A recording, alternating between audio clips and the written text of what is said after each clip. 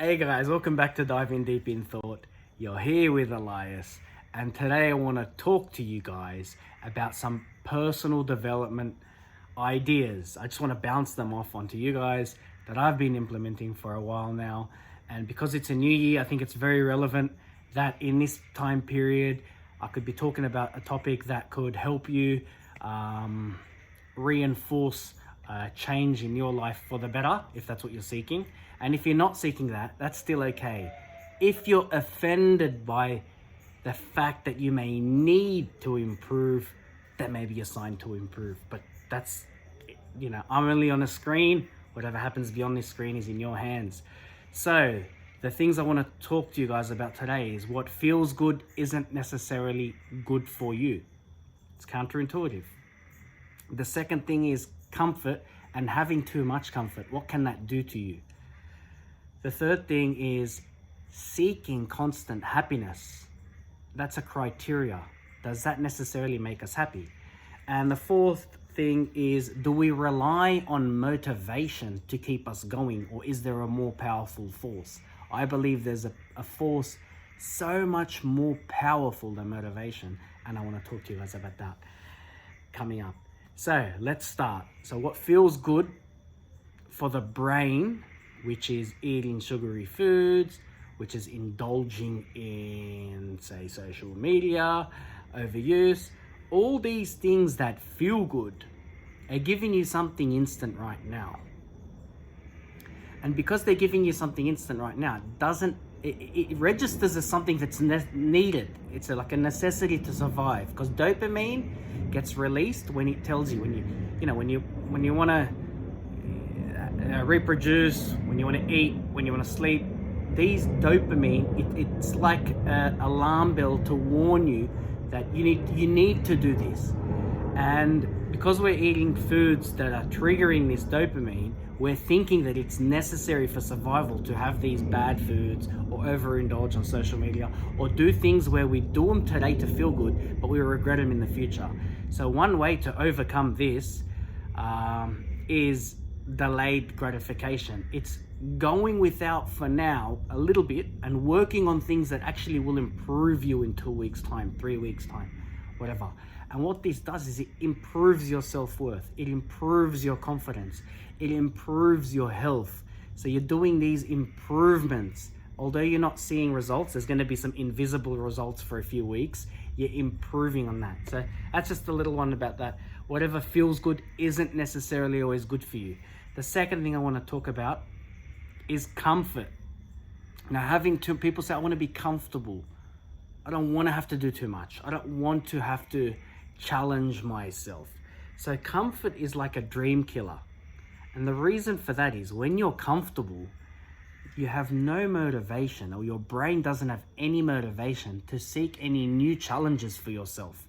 So if you're comfortable, and where it goes wrong is being comfortable but being aware of where you are is okay.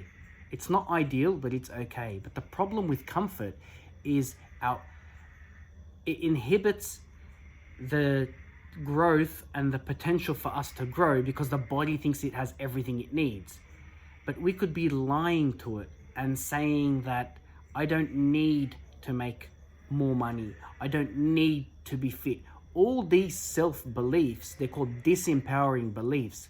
They're beliefs that make our life easier for now so that we don't do the work. And our brain loves doing that. Our brain loves doing the least amount of work so it can spend more time processing food, which takes up 65% of our energy, and other things like just homeostasis, keeping the body at a certain temperature, which produces, obviously a lot of energy as well. So your brain is becoming efficient, but it's actually affecting all other aspects of your life. It kills your dreams, it kills your drive, your motivation, all those types of things.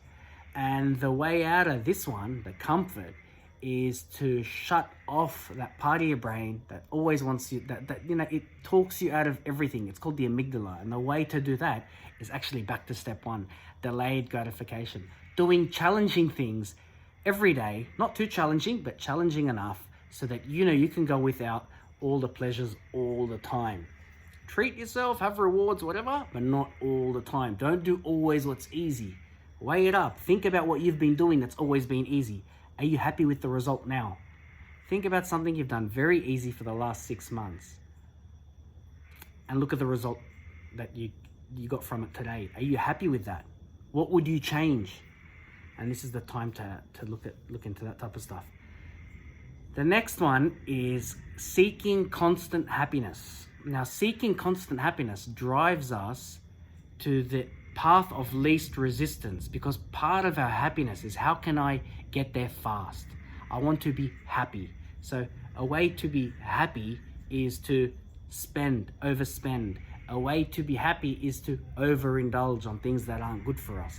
So happiness, although it's very healthy in small dosages, the constant desire for constant happiness is actually very unhealthy. The thing you want to chase in life is not necessarily happiness. You want to chase peace. Peace of mind is what you want, not happiness. Because generally, when this happiness comes in very big dosages for a long period of time, what tends to happen is there's always this come down.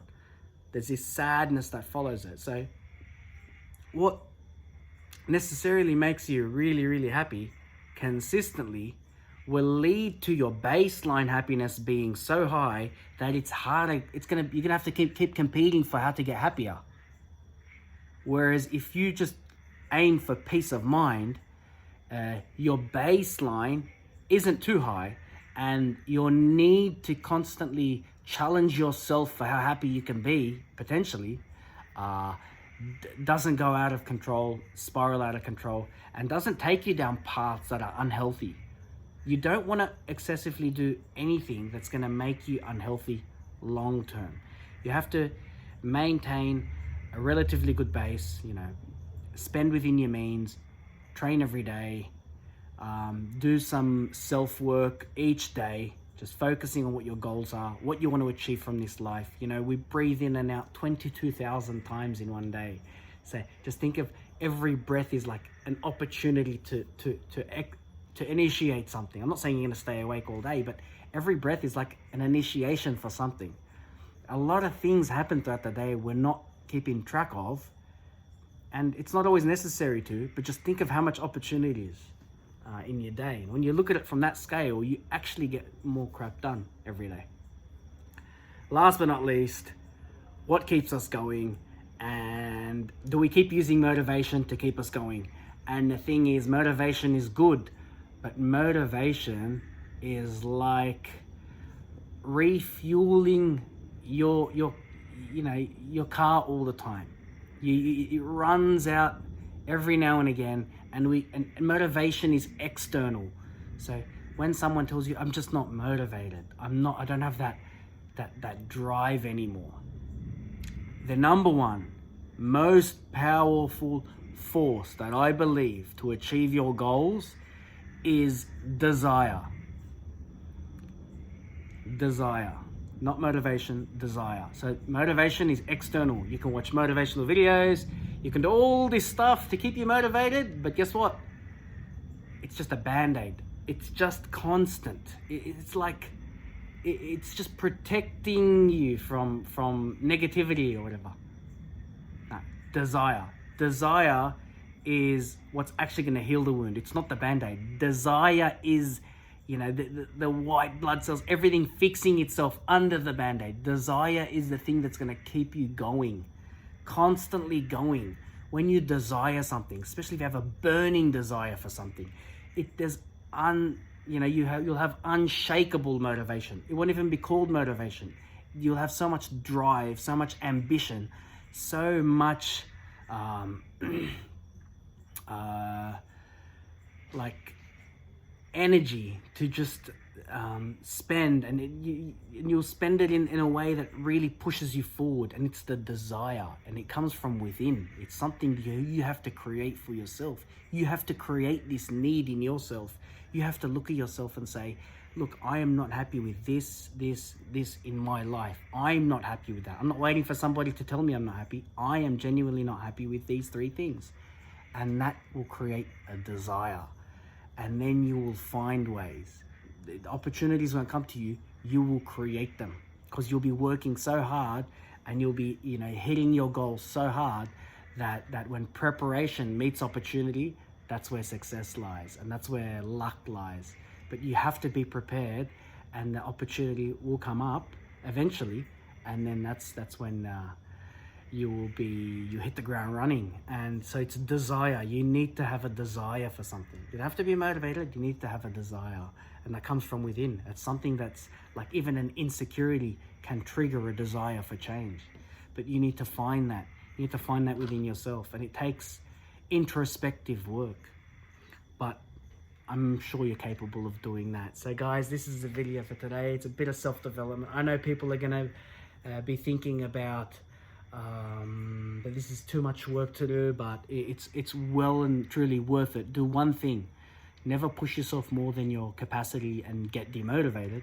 Manageable pieces and working forward.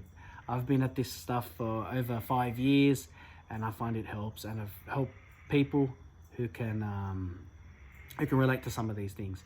So thanks guys. If you enjoyed this video, please like, subscribe and share, and I'll see you in the next one.